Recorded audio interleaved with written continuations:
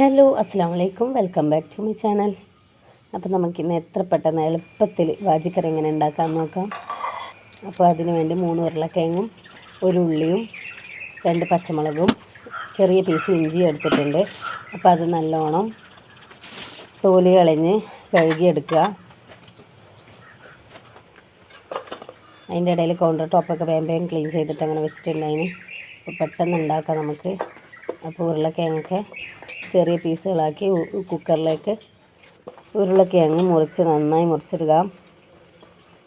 പിന്നെ പച്ചമുളക് നീളത്തിൽ കീറിയിടുക. അങ്ങനെയല്ല, 4 പച്ചമുളക് എടുത്തിട്ടുണ്ടായത് തോന്നുന്നു. അപ്പോൾ 4 പച്ചമുളക് എടുത്ത് കീറിയിട്ടു. പിന്നെ ഇഞ്ചി അരിഞ്ഞിട്ടു. ഇഞ്ചി ചതച്ചിട്ടൊക്കെ ഇടാം, പക്ഷെ അതിനേക്കാൾ ടേസ്റ്റ് മുറിച്ചിടുമ്പോഴാണ്. അപ്പോൾ അതുകൊണ്ടാണ് അങ്ങനെ ഞാൻ ചെയ്തത്. പിന്നെ ഒരു സവാള എടുത്ത് അത് നന്നായി അരിഞ്ഞ് കുക്കറിലേക്ക് മാറ്റുക.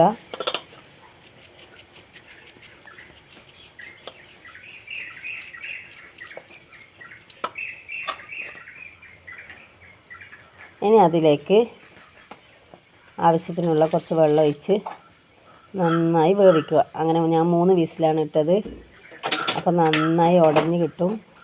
അതുകൊണ്ടാണ് ഞാൻ 3 വിസിലിട്ടത്. അതിൻ്റെ ഇടയിൽ ഞാൻ മഞ്ഞൾപ്പൊടി ചേർക്കുന്നുണ്ടായി.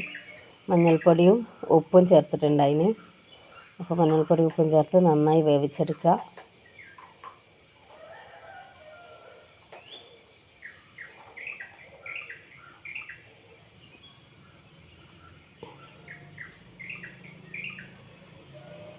എന്നിട്ട് കുക്കറിൻ്റെ മൂടിയിട്ട് നമുക്ക് വിസിലെടുപ്പിക്കാവുന്നതാണ്.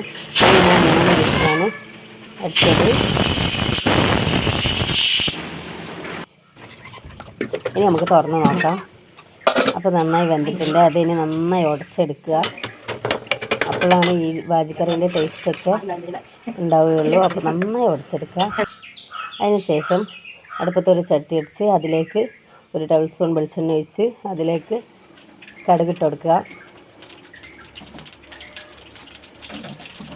1 ടീസ്പൂൺ കടുകിട്ട് കൊടുത്തിട്ടുണ്ട്. അതിന് അത്രയൊന്നും വേണ്ട, അപ്പോൾ ഞാൻ കുറച്ചധികം ഇട്ടതാണ്.